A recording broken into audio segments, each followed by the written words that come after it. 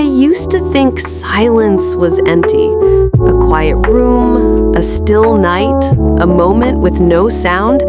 I thought that was peace. But now I know silence doesn't exist. Not really. Because once you hear the thoughts of others, you realize the world has never been quiet. It started one morning. I was walking to school, half asleep, when I heard a voice, not from around me, but inside my head.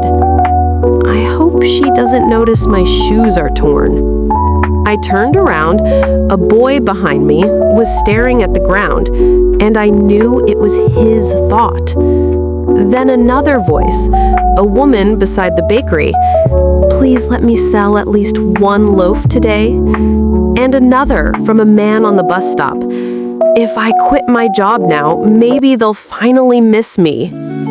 I froze. Hundreds of voices, soft, trembling, overlapping like whispers carried by the wind. At first, I thought I was going crazy.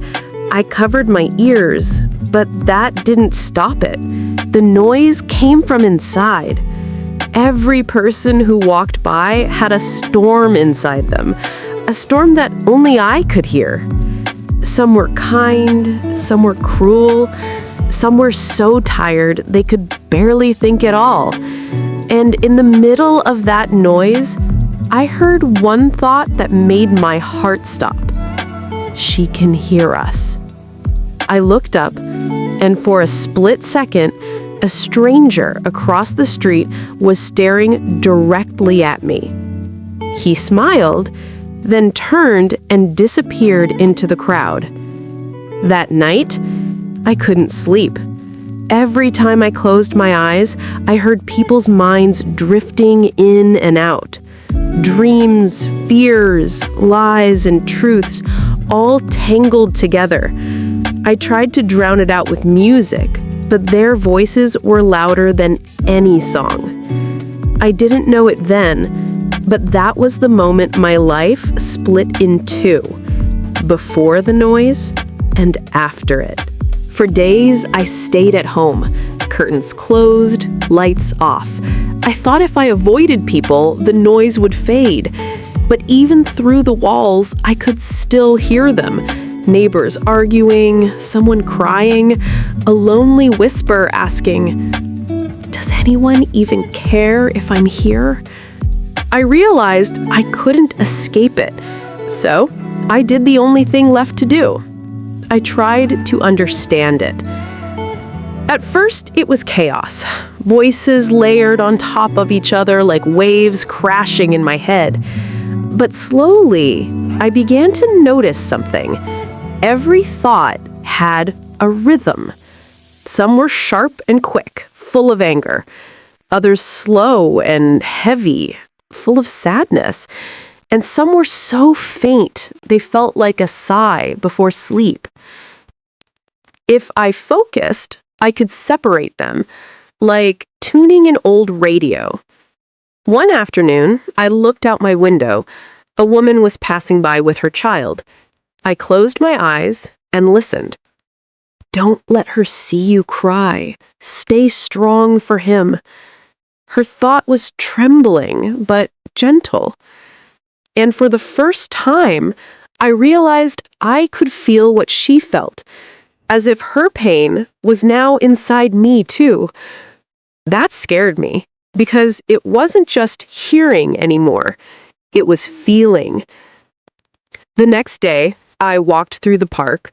I heard laughter, music, footsteps, and behind all that, people's minds quietly confessing their secrets.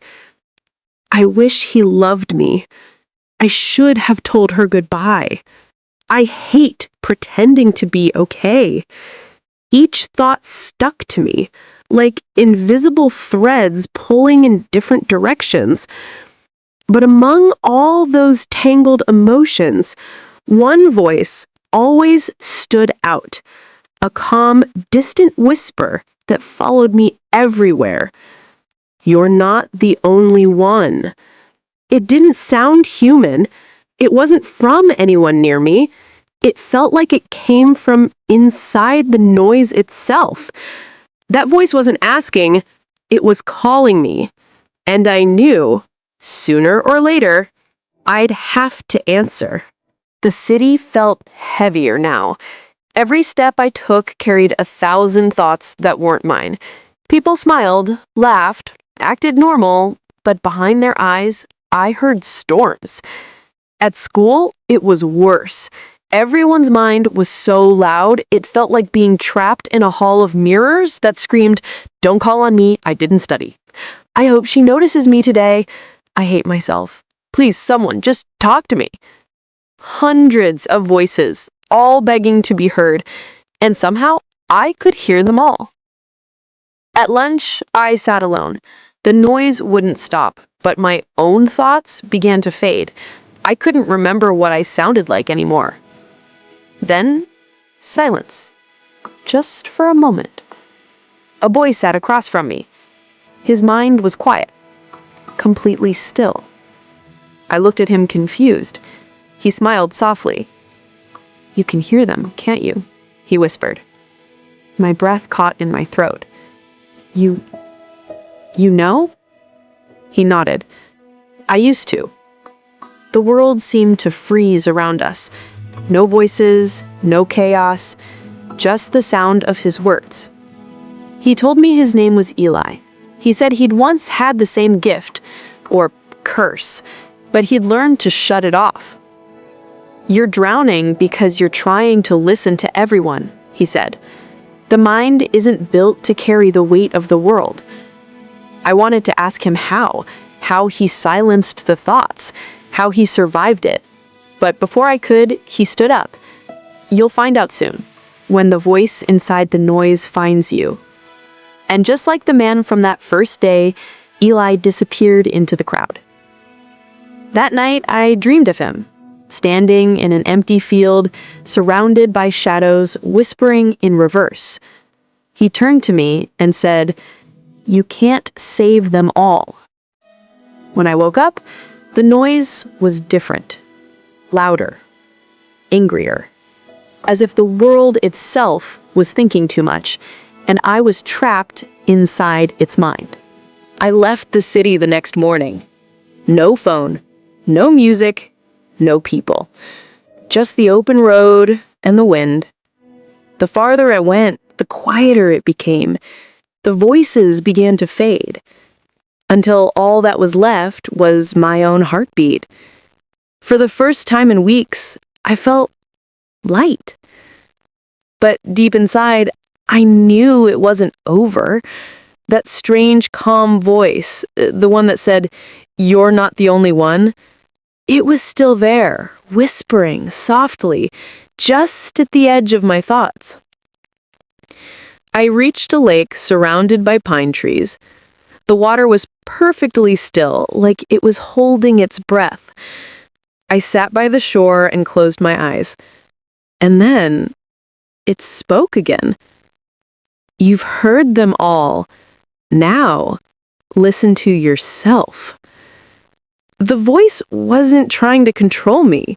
It wasn't even separate anymore. It was me, the part I had forgotten under all the noise.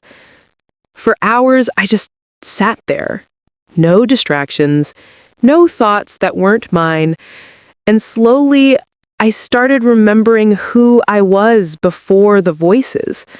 The girl who loved drawing, who used to laugh for no reason, who believed silence was peace. When I opened my eyes, the world felt softer. The trees moved like they were breathing with me. The lake shimmered, and for a moment, I heard nothing. No thoughts, no whispers, no fear. Just silence. And it wasn't empty. It was beautiful. I returned to the city a week later. The voices were still there, faint, distant, like echoes underwater. But I'd learned something Eli never told me. You can't stop the noise. You can only decide which voice you let in. Now, when I walk down the street, I hear people's spots, but I also hear something else. Laughter, music, life. And sometimes in the middle of all that chaos, I hear my own voice again. Calm, steady, a whisper in the storm. You're not broken, you're just listening too deeply.